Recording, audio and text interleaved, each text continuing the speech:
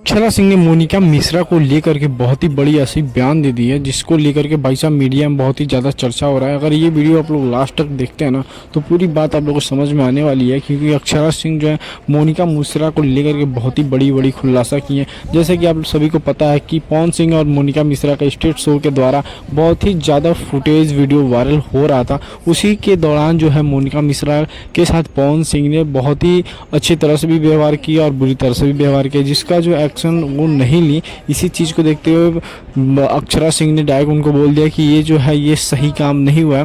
पवन सिंह जो है ऐसा उनको नहीं करना चाहिए और उनको सोच समझ के करना चाहिए। बट अक्षरा सिंह जो है ये इनका ये कहना रहता है कि पवन सिंह जो है वो मोनिका मिश्रा को डायरेक्ट कहीं पे प्रपोज कर देते हैं एक सुपरस्टार के लिए। ये अच्छी बात नहीं है।